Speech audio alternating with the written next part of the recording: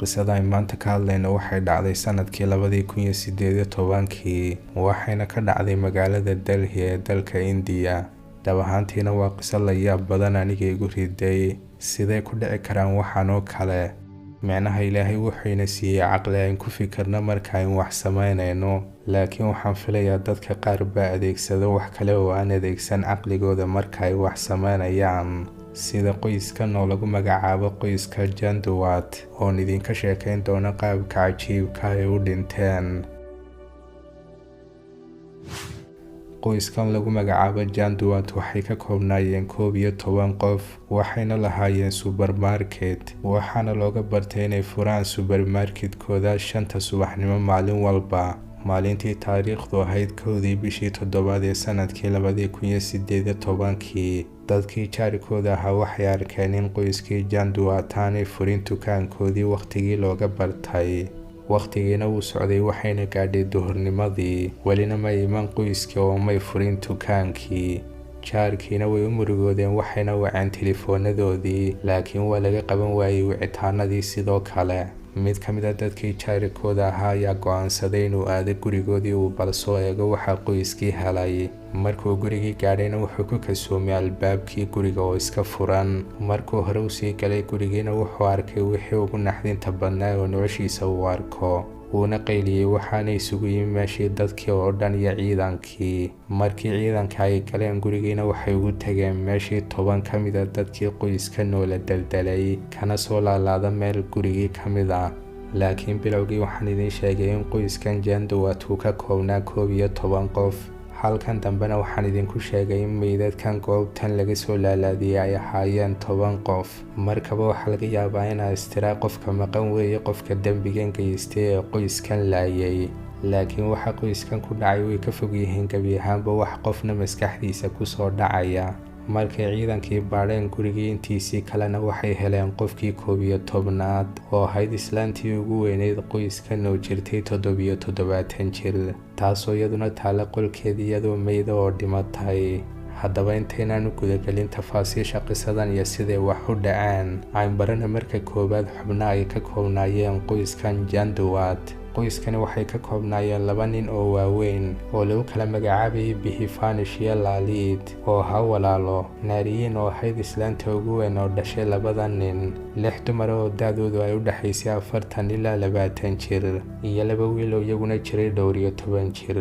qoyskan Janduwaatna waxay ka soo jeedeen tuulo yar oo ku taala waqooyiga India. markii horena waxay ahaayeen beerwalato ilaa odaygii islaanta naariyaan qabay ee qoyskani uu ka soo tafiirmay uu go'aansaday sanadkii 1989 inuu ka soo guuro tuuladii uu soo guuro magaalada si uu u wanaajiyo noloshiisa iyo nolosha qoyskiisaba. wuxuuna soo degay magaalada Delhi, halkaasayna carruurtiisii ku guursadeen oo ay carruura ku sii dhaleen ilaa odaygii weynaa uu dhintay sanadkii 2007. guri qudha ayayna ku wada noolaayeen qoyskani. gurigooda dhankiisa hoosena waxa ugu yaalay supermarketkaas oo ahaa dakhliga keliya ay lahaayeen qoyskani. waxayna ku caan ahaayeen alaabta ay iibinayaan kuwaalitigeeda oo wanaagsanaa, taasoo ka dhigtay inay kasbadaan kalsoonida macaamiishooda kuna yeeshaan meesha ay ku noolaayeen sumcad wanaagsan. si kastaba ahaatee waxaa loo arkayay qoyskani qoys horumaray oo ku dayasho mudan, sababtoo ah waxay ahaayeen dad cid walba u taqaana ay jecel yihiin. ganacsigooduna wuxuu ahaa mid guulaystay. maadaama qoyskan ay ahaayeen qoys dadku ay wada jecel yihiinna, qofna muis oo dhan waa la dilay qoyskan, sababtoo ah ciday dembi ka galeen iyo cid necbayd toona may jirin. sidoo kalena iyagu gacmahooda isku wada dileen wuxuu ahaa arrin yaro fog oo aan la rumaysan karin, sababtoo ah qoyskani maalmo ka hor waxay u qabteen gabadh ka mid a gabdhiha ay dhaleen xafladii meherkeeda. muddeer kadibna waxa u qorshaysnayd inay gabadhaas u qabtaan xafladeedii arooska. qoyskanna waxay ahaayeen kuwo faraxsan oo aanay ka muuqan wax calaamada oo niyad jaba ama keeni karta inay isdilaan. haddaba maxaa helay waaye qoyskan? hadda ayaan isla fahmaynaa waxa qoyskan ku dhacay. ciidankii dalka India ayaa waxay ka ciyaareen door muhiimad ah qaadista dhacdadan. ciidankii markii koowaad ay arkeen muuqaalkan la yaab kale ee dadkan soo wada laalaada, markiiba waxay yidhaahdeen waa isdil iyagu si wadar ay isu dileen. sababtoo ah may jirin wax calaamada oo muujinaysa inay cidi dishay. xitaa haddii la is odhan lahaa tuug ayaa rabay inuu xado, dhammaan dumarkii qoyskani waxay ahaayeen qaar jidhkooda ku wada xidhan dahabkoodii oo aan gebi ahaanba waxba laga qaadan.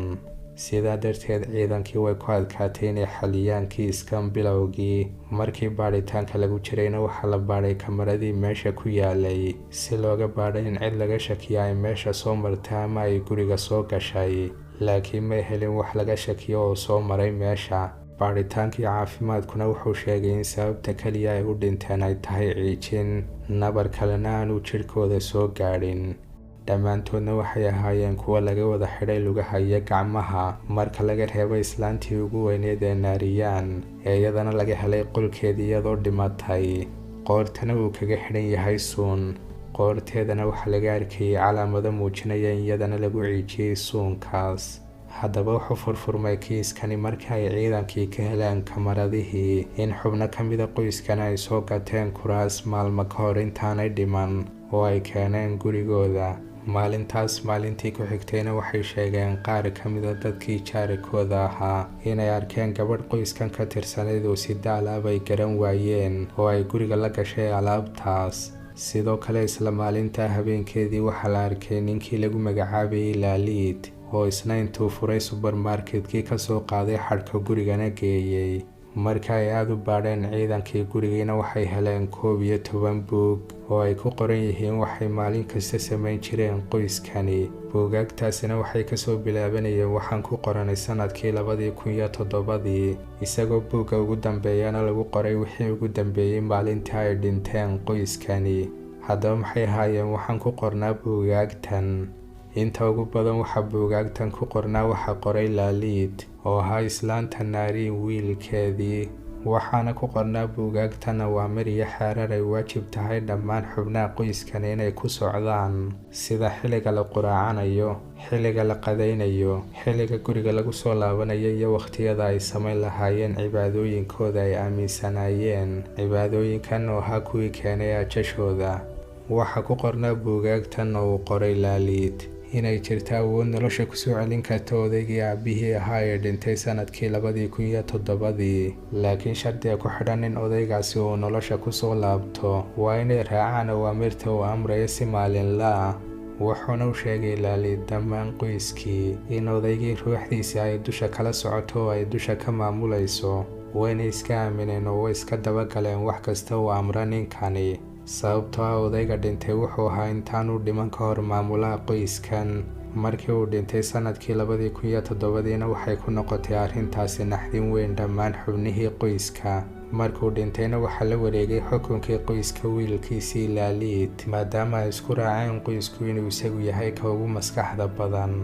dhammaan qoyskiina way iska aamineen laaliid, wayna iska dabagaleen hadalladiisiina way iska rumaysteen. markii ciidankii ay aada u sii baadheenna waxaa laga ogaaday buugaagtii in laaliid uu ahaa ninka ka dambeeyey falkan foosha xun ee meesha ka dhacay. wuxuuna sheegan jiray laaliid inuu si toosa ula xidhiidha mar walba aabihii oo ruuxdiisa ay dusha ka maamulaysa awaamirtana uu isagu soo dhiibayo.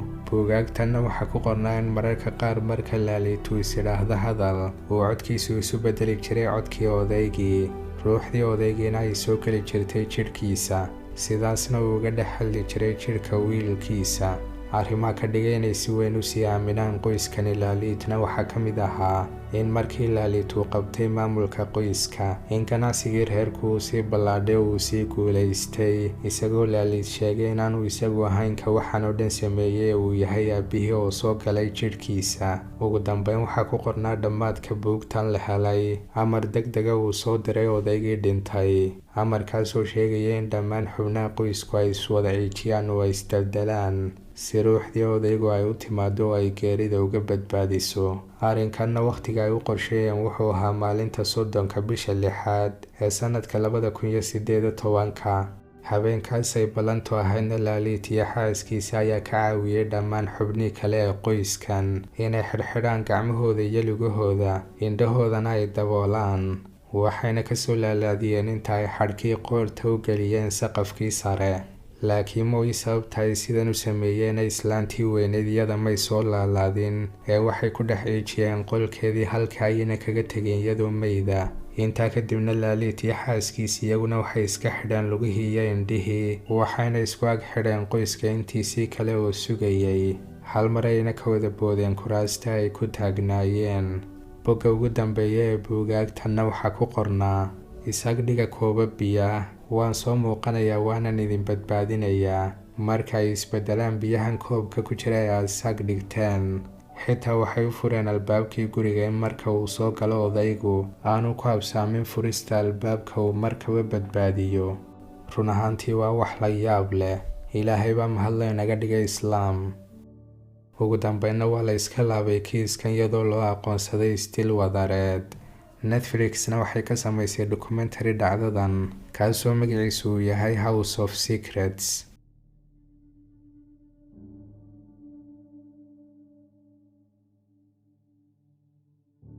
intaasi uuna ku eegyahay daawadayaal muuqaalkeena maanta. hayloobin hadduu ku qanciyay muuqaalku inaad like saarto, subscribe-na saar haddii aad ku cusub tahay channelkeena Ogaal Cusub. waad mahadsan tahay.